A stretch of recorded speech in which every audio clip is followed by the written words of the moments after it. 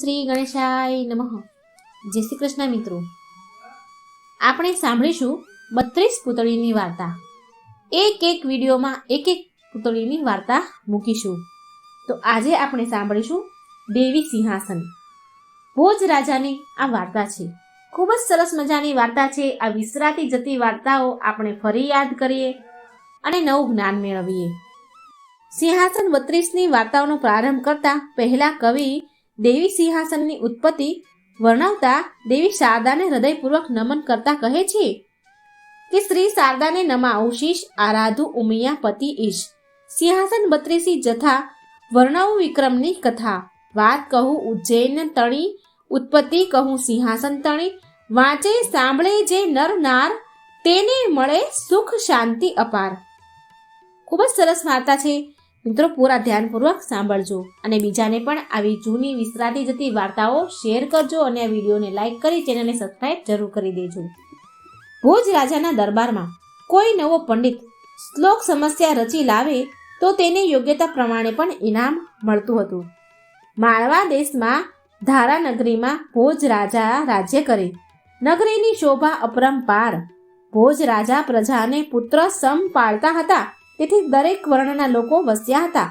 બધા સુખપૂર્વક ત્યાં રહેતા હતા. ભોજ રાજાના દરબારમાં જો કોઈ નવો પંડિત શ્લોક સમસ્યા નવું કંઈ પણ રચી લાવે તો તેની યોગ્યતા પ્રમાણે ઇનામ પણ મળે. ધારા નગરીમાં એક બ્રાહ્મણને એક સોની. બંને જવાનો વચ્ચે પાક્કી ભયબંધી હતી, પરંતુ બંનેના સ્વભાવમાં ફેરફાર. બ્રાહ્મણને ભિક્ષાવૃત્તિમાં સંતોષ હતો. સોની લખપતિ બનવા ચાહતો હતો. સોનીએ ધન રળવા પરદેશ જવા વિચાર્યું. તેણે બ્રાહ્મણને પણ સમજાવીને તૈયાર કર્યો. બંને પોતપોતાના કુટુંબીઓને રજા લઈ ઘરેથી નીકળી પડ્યા. બંને ભાઈબંધો ફરતા ફરતા કનકપુર નગરમાં આવ્યા. આ નગરના લોકો સુખી અને શોખીન હતા.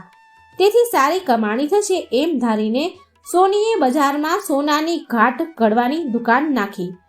બ્રાહ્મણ શાસ્ત્ર ભણેલો હતો, તેથી તેણે રાજાના કુંવરને ભણાવવાનું કામ મળી ગયું. 2 વર્ષના ગાળામાં બંને ભાઈબંધો ખૂબ કમાયા, ધોમ કમાયા. અહીં પણ બંને રોજ મળતા ને સાથે જ રહેતા, હરતા ફરતા. 12 વર્ષે સોનીને પોતાનું ઘર સાંભળ્યું અને તે બધો ધંધો સંકેલીને વતનમાં જવા તૈયાર થયો. તેણે બ્રાહ્મણને સાથે આવવા કહ્યું, પણ રાજાની નોકરી છોડી તેનાથી જવાય તેમ હતું નહીં. છતાં તેણે રાજાને વાત કરી તો રાજાએ કહ્યું, હે ભૂદેવ, તમે અહીં રહીને ઘણું કમાશો, માટે જવાનો વિચાર માંડી વાળો અને તમારા કુટુંબીઓને થોડુંક ધન મોકલી આપો, જેથી બધા ખાશે પીશે ને મોજ કરશે. તમે અહીં રોકાઈ જાઓ. તેના બદલામાં હું તમને 4 કિંમતી રત્નો આપું છું. તે તમે તમારા સોની મિત્ર સાથે તમારા ઘેર મોકલી દો. તે ત્યાં રત્ન આપશે અને તમારા ખુશ ખબર પણ કહેશે. આમ કહી રાજાએ ભંડારામાંથી 4 રત્ન મંગાવી બ્રાહ્મણને ભેટ આપ્યા. બ્રાહ્મણને સોની મિત્ર ઉપર વિશ્વાસ હતો, તેથી તેણે તે 4 રત્ન સોનીને આપ્યા અને કહ્યું, મિત્ર, રાજાની આજ્ઞા ન થાય ત્યાં સુધી મારાથી નીકળાય નહીં. માટે આ 4 રત્નો મારી પત્નીને આપજે અને મારા ખુશ ખબર કહેજે. રત્નો જોઈ સોનીની આંખમાં ચમક આવી ગઈ. તેણે હર્ષ પામતા કહ્યું, હું જઈને પ્રથમ તારા ખુશખબર કહીશ અને પછી ભાભીના હાથમાં 4 રત્નો મૂકીશ અને ત્યાં પહોંચ્યા પછી ત્યાંના સમાચાર કોઈ ખેપિયા જોડે જરૂરથી મોકલીશ. કોઈ વાતની ચિંતા ન કરીશ. સોની ત્યાંથી નીકળી કેટલાક દિવસે વતનમાં પોતાને ઘેર ગયો. તેની દાનત પેલા રત્નો પર બગડી હતી અને તે માટે તેણે એક યુક્તિ પણ વિચારી લીધી હતી. આ સોનીએ 5 પુરાણા મિત્રો હતા. સોનીને તેમને ઘેર બોલાવી મિષ્ટાન જમાડી 5 સોના મહોરો બક્ષિસ આપી.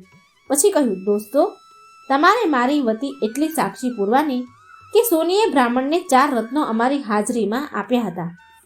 5 જણા તેમ કહેવાનું વચન આપી રસ્તે પડી ગયા.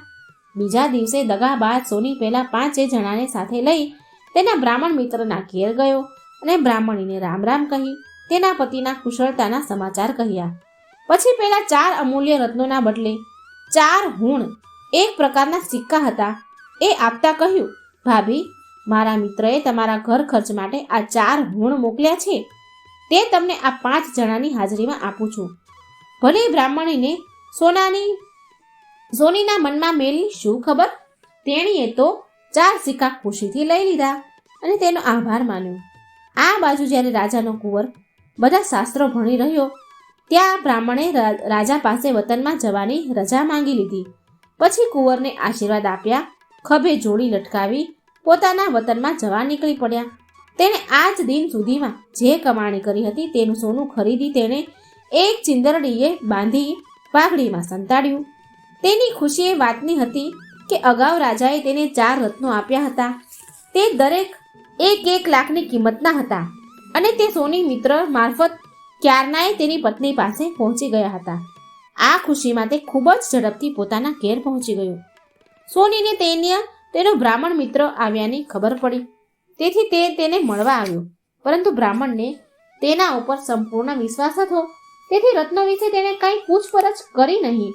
સાંજે વાળું કરી રહ્યા પછી બ્રાહ્મણે બ્રાહ્મણીને કહ્યું, પેલા 4 રત્નો જે સોની મિત્ર સાથે મોકલેલા તે ઘરમાં સંતાડીને તો રાખ્યા છે ને, શું કર્યું છે તેનું? બ્રાહ્મણી તો રત્નોની વાત સાંભળી ચોંકી ગઈ.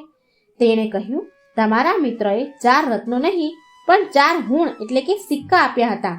તમારું મગજ તો ઠેકાણે છે કે નહીં? બ્રાહ્મણને આ સાંભળી ઘણો આઘાત થયો. તેને ખાતરી થઈ કે તેના સોની મિત્રએ દગો કર્યો છે. તે બીજે દિવસે સોની મિત્રને પૂછવા લાગ્યો તો સોનીએ સમય વર્તીને પેલા સાક્ષીઓને બોલાવ્યા. જ્યારે બ્રાહ્મણે સોનીને રત્નો વિશે પૂછ્યું ત્યારે તેણે કહ્યું, મારી પાસે ક્યાં રત્નો હતા? તે જે 4 સિક્કા આપ્યા હતા તે મેં પંચની રૂબરૂમાં તારી પત્નીને આપી દીધા છે. બ્રાહ્મણ રડવા જેવો થઈ ગયો. તે સીધા રાજ દરબારમાં ગયો અને સોની વિશે ફરિયાદ કરી, પરંતુ સોનીએ 5 સાક્ષી રજૂ કર્યા એટલે સોની નિર્દોષ ઠહેરાયો. ઉલટું રાજાએ ભલા બ્રાહ્મણને દોષિત ઠેરાવી તેને રાજ્ય છોડી જવાની સજા આપી. બ્રાહ્મણ અને બ્રાહ્મણી ઘર વખરી લઈને આંસુ સારતા બીજા રાજ્યમાં જવા નીકળી પડ્યા. બહાર એક ટેકરો હતો, તેના ઉપર એક ગોવાળિયો રોજ 18 વર્ણના છોકરાઓને ભેગા કરી તેઓની સાથે જાત જાતની રમતો રમતો હતો. બંને જણા ટેકરા આગળ આવ્યા ત્યારે ગોવાળિયો તેના ભીરુઓને એટલે કે મિત્રો સાથે રાજા પ્રજાની રમત રમતો હતો. ગોવાળિયો રાજાની જેમ દામમાંથી ટેકરા પર બેઠો હતો અને તેના સાથીઓ પ્રજાજન બની તેના આગળ ફરિયાદ કરતા હતા. ગોવાળિયો ન્યાય ચૂકવતો હતો. બ્રાહ્મણીની આંખમાંથી આંસુ સરી રહ્યા હતા. તે જોઈ એક છોકરાએ ગોવાળિયો જે રાજાને કહ્યું, હે રાજા, આપણા રાજ્યમાં કોઈ દુઃખી ન હોવું જોઈએ, જ્યારે આ 2 જણા દુઃખી લાગે છે, માટે તેઓએ બોલાવીને તેઓનું દુઃખ દૂર કરો એવું કહ્યું. ગોવાળ રાજાએ બ્રાહ્મણીને પોતાની સમક્ષ બોલાવ્યા અને શું દુઃખ છે એવું પૂછ્યું. તો બ્રાહ્મણ સોનીએ કરેલા દગાની વાત કરી. ગોવાળ રાજાએ તેને આશ્વાસન આપી તેના સાથીઓ મારફત પેલા સોનીને ટેકરીએ બોલાવ્યો. તો સોનીએ પોતાનો બચાવ કર્યો કે ભોજ રાજાના દરબારમાં ન્યાય થઈ ગયો છે. ગોવાળ રાજાએ કહ્યું, હું અત્યારે આ સતની ટેકરી ઉપર રાજા તરીકે બેઠો છું અને જે ન્યાય કરીશ તે તમારે માન્ય રાખવો પડશે. એમ કહી તેણે સોનીને કહ્યું, આ બ્રાહ્મણે તમને 4 રત્ન આપ્યા હતા, તે ક્યાં છે? સોનીએ કહ્યું, બ્રાહ્મણે મને 4 રત્નો આપેલા તે રત્નો મેં પંચની રૂબરૂમાં 5 લોકોની સાક્ષીમાં તેની પત્નીને આપ્યા છે. તમારે ખાતરી કરવી હોય તો એ 5 સાક્ષીઓને બોલાવી લઉં. ગોવાળ રાજાએ સંમતિ આપી એટલે સોનીએ પેલા 5 મિત્રો જેમણે રાજ દરબારમાં સાક્ષી આપી હતી તેને બોલાવ્યા. તેણે બધાને શીખવી રાખ્યું હતું કે અમારી હાજરીમાં 4 રત્નો બ્રાહ્મણીને આપેલ છે તેમ કહેવાનું. ગોવાળિયાઓએ જે ટેકરી ઉપર બેઠો હતો તે ચમત્કારિક ટેકરી હતી એટલે તેનામાં આપોઆપ અક્કલ આવી ગઈ અને તેના મનમાં વસી ગયું કે જરૂર સોનીએ દગો કર્યો છે. તેણે 5 સાક્ષીઓને પોતાની સામે હારબંધ ઊભા રાખ્યા. તેમાંનામાં એક જણે પાસે બોલાવીને પૂછ્યું, તમારી હાજરીમાં બ્રાહ્મણીને રત્નો અપાયા છે તો મને બતાવો, રત્નોનો આકાર કેવો હતો? પહેલા ગોવાળે આકાર કહ્યો. બીજાને પૂછતા તેણે ચોરસ કહ્યો. પહેલા ગોવાળે ગોળ આકાર કહ્યો. બીજાને પૂછતા તેણે ચોરસ આકાર કહ્યો. ત્રીજાએ ત્રિકોણ આકાર કહ્યો અને ચોથાએ રત્નનું કદ પૂછ્યું તો તેણે જામફળ જેવું કદ બતાવ્યું અને પાંચમાએ લંબ ગોળકાર કહ્યું. પછી એ 5 જણાને સોની સામે ઊભા રાખ્યા અને તેને સાથીઓને ઈશારો કર્યો કે તેઓને ઘેરીને ઊભા રહે. બ્રાહ્મણે તો ગોવાળ રાજાની આ હિંમત જોઈ આશ્ચર્યમાં પડી ગયા હતા. ગોવાળ રાજાએ હવે કડકાઈથી અકળીને કહ્યું, સોનીને કહ્યું, તમે આ ભલા બ્રાહ્મણના કેમ તે 4 રત્નો પચાવી પાડ્યા છે, તે જટ તેને સોંપી દો, નહીંતર તમો 6 જણાના હાડકાં ખોખરા કરી નાખીશ. ગોવાળિયાના સાથીઓ હાથમાં કડિયાળી ડાંગ લઈને ઊભા હતા. એટલા મારના ભયથી કે ગમે તે કારણથી સોનીએ રત્નો લીધાનું કબૂલ્યું અને તે લાવીને સુપ્રત કરી દીધા. આમ સત્યનો જય થયો. આ સમાચાર નગરમાં ફરી વળતા ચમત્કારિક ટેકરીનો મહિમા ખૂબ વધી ગયો. રાજા ભોજને આ વાતની ખબર પડતા તેમણે વિચાર્યું કે ગોવાળે ન્યાય કર્યો તેથી ગોવાળ બુદ્ધિવંત છે એમ નથી, પરંતુ તેણે જે ટેકરી પર બેસીને ન્યાય તોડ્યો તે ટેકરી ચમત્કારિક છે એમ વિચારીને ભોજ રાજાએ તે ટેકરી ખોદાવી નાખવા પ્રધાનજીને હુકુમ કર્યો. પ્રધાને તાબડતોડ ટેકરી ખોદાવી તો તેમાં એક ભવ્ય ચમત્કારિક સિંહાસન જોવા મળ્યું. તેની આસપાસ પ્રકાશ ફેલાયેલો હતો અને મધુરી સુવાસ આવી રહી હતી. નવાઈ પમાડે તેવી વાત એ હતી કે સિંહાસન પર 32 પૂતળીઓ જડેલી હતી. સુંદર વસ્ત્ર અલંકારો, આભૂષણો અને વાજિંત્રો સાથેની તે પૂતળીઓ અપ્સરાની જેમ શોભી રહી હતી. પ્રધાને રાજ દરબારમાં આ ખબર પહોંચાડી એટલે ભોજ રાજા રાજ દરબારીઓ સહિત ત્યાં ગયા. અલૌકિક સિંહાસન જોઈ અજાયબ થઈ ગયા. રાજાને સિંહાસન પર બેસવાની ઈચ્છા થઈ. તેમણે તુરત જ બ્રાહ્મણોને બોલાવીને સિંહાસન પર આરૂઢ થવાનું શુભ મુહૂર્ત જોડાવ્યું. શુભ મુહૂર્ત આવતા ત્યાં મંગળ વાગવા માંડ્યા, મંગળ ગીતો ગાવા માંડ્યા અને જ્યાં ભોજ રાજા સિંહાસન ઉપર બેસવા જાય છે ત્યાં સિંહાસનમાંથી એક પૂતળી બહાર આવીને બોલી ઉઠી, સબૂર રાજા, આ સિંહાસન ઉપર તમે નહીં બેસી શકો. ભોજ રાજા થોભી ગયા ને બોલ્યા, મને રોકનાર તમે કોણ છો અને મને શા માટે રોકો છો? પૂતળીએ કહ્યું, ભોજ રાજા, સિંહાસનમાં રહેલી 32 પૂતળીઓમાંથી હું પહેલી પૂતળી છું. મારું નામ નંદા છે. ભોજ રાજાએ કહ્યું, આ વિક્રમ રાજા કોણ છે તે મને કહો. નંદા પૂતળીએ કહ્યું, આ સિંહાસન પર દુઃખભંજન વિક્રમ રાજાનું છે. આ સિંહાસન દુઃખભંજન વિક્રમ રાજાનું છે, જેના નામનો સંવંત ચાલે છે. જે રાજા વિક્રમ રાજા જેવા પરગુજ, પરાક્રમી, ચતુર, 32 લક્ષણો અને સાહસિક હોય તે જ આ સિંહાસન ઉપર બેસી શકે. વિક્રમ રાજાએ વીર વેતાળને વશ કર્યો હતો. તેની પ્રાણના ભોગે લોકોને સંકટ મુક્ત કર્યા હતા. ભોજ રાજાએ કહ્યું, નંદા પુત્રી, મને વિક્રમ રાજાના અદ્ભુત કાર્યો જણાવો. ભોજ રાજાના આગ્રહથી નંદા પુત્રીએ હરણની વાર્તા શરૂ કરી. દેવી સિંહાસનમાં રહેલી 32 પુતળીઓમાંની પહેલી નંદા પુતળીથી આમ સિંહાસન 32ની વાર્તા શરૂ થાય છે. પહેલી પુતળીની વાર્તા, હરણની વાર્તા. ભોજ રાજાને દેવી સિંહાસન પર બેસતા અટકાવીને નંદા નામની પુતળીએ હરણીની વાર્તા શરૂ કરી. હરણી તણી આ વાતમાં વિક્રમ છે મૂળ સાર, બુદ્ધિ પરાક્રમ ચાતુરી અર્ણવ અક્કલ અપાર. માળવ દેશમાં શ્રીપા નદીને તીરે ઉજ્જૈનીય નગરીમાં વિક્રમ રાજા રાજ્ય કરે. શ્રીપા નદીને તીરે સ્મશાનમાં 52 વીર, 64 જોગણીઓ, વીર વેતાળ અને અસંખ્ય સિદ્ધો વસતા હતા. નદી કિનારે આવેલ સિદ્ધવડમાં એ બધાનો વાસ હતો. હર સિદ્ધ માતાની પ્રસન્નતાથી વીર વેતાળની સહાયતાથી વિક્રમ રાજા ગમે તેવા વિકટો કર્યા પાર પડી શકતો હતો. તેણે ઘણી ભલાઈ કરી, અપૂર્વ સાહસો કર્યા. તેથી આજે તેના યશો ગાન ગવાય છે. એ નગરમાં નરપતિઓ નામે એક શિકારી પોતાના પરિવાર સાથે એક ઝૂંપડીમાં રહેતો હતો. તે જાત જાતના ખેલ અને શિકાર કરીને કુટુંબનો ગુજરાન ચલાવતો હતો. એક સાંજે શિકારે ગયેલા નરપતિઓ કાંઈ શિકાર નહીં મળવાથી નિરાશ થઈને એક મોટા વડના ઝાડ ઉપર ચડી બેઠો. મધરાતે તે વડ આગળ 9 માણસો મસાલો લઈને આવ્યા. તેમની પાછળ બીજા માણસો પણ હતા. તેઓ ત્યાં આગળ ગોળાકારે ઊભા રહ્યા ને થોડી જ વારમાં ત્યાં એક સુંદર સિંહાસન ઉપસ્થિત થયું. પછી એક હરણ આવીને તેના ઉપર બેસી ગયું. તે દેવતાઈ હરણ હતું. તેના શિંગડા સોનેરી હતા અને ડોકમાં મોતીની ઝૂલ હતી. દેવતાઈ હરણે ચારેય બાજુએ જોયું અને થોડી જ વારમાં ત્યાં રમણીય નગર વસી ગયું. પ્રજાજનો સાથેનું સુંદર હવેલીવાળું આ નગર. ઝાડ પર બેઠેલ નરપતિઓ આ કૌતુક જોઈ ખૂબ જ નવાઈ પામ્યો હતો. તેને વધુ આશ્ચર્ય એ થયું કે સુવર્ણના સિંહાસન પર પેલું હરણ દામમાંથી બેઠું છે. એક સેવક તેના મસ્તક પર છત્ર ધરીને ઊભો હતો. 2 સેવક ચમર ઢોળી રહ્યા હતા.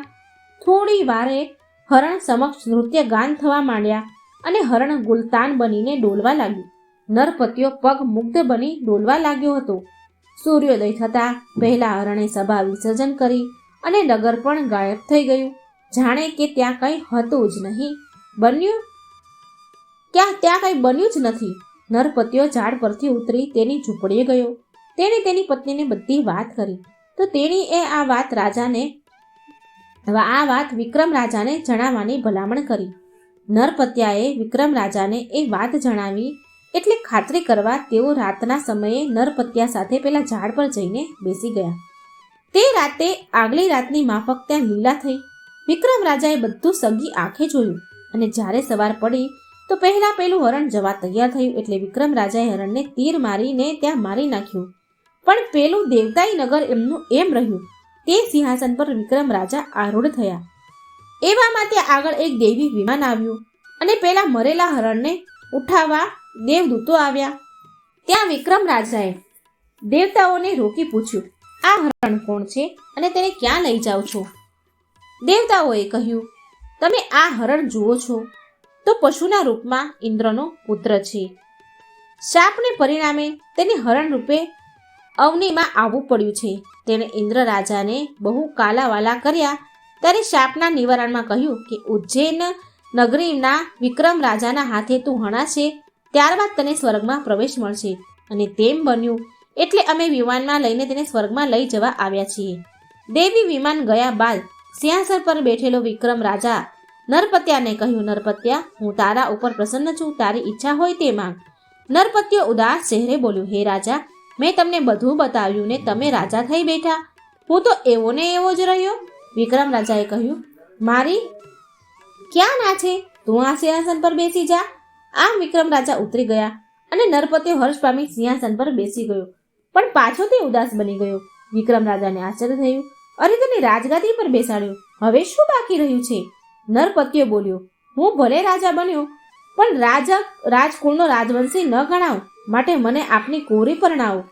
વચન આપી વિક્રમે હૈયે ધારી હામ કુંવરીને પરણાવતા દીપી ઉઠ્યું નામ. વિક્રમ રાજાએ મોટું મન રાખી પોતાની કુંવરીને તેની સાથે પરણાવી. પછી રાજા બનેલો નરપતિઓ પોતાને મળેલા દેવતાઈ રાજ્યમાં સુખ રૂપ દિવસો વિતાવવા લાગ્યો. નંદા પુતળીએ હરણની વાર્તા પૂરી કરતા ભોજરાજાને કહ્યું, હે રાજન, વિક્રમ રાજા આવા પરગજુ હતા. જે આવી ભલાઈ કરે તે જ આ સિંહાસન પર બેસી શકશે. આમ કહી તે ખર્ર કરતી ઉડી ગઈ અને બધા સ્તબ્ધ બની ગયા. તેને જોઈ રહ્યા બધા જ. તો મિત્રો, આ હતી પહેલી પૂતળીની વાર્તા. હરણની વાર્તા હતી. પહેલી પૂતળી નંદા પૂતળીની વાર્તા હતી. તો મિત્રો, જો આ વાર્તા સારી લાગે તો વિડીયોને લાઈક કરજો, શેર કરજો અને આ ચેનલને સબસ્ક્રાઈબ કરવાનું ભૂલશો નહીં. જય શ્રી કૃષ્ણ. રાધે રાધે. Thank you.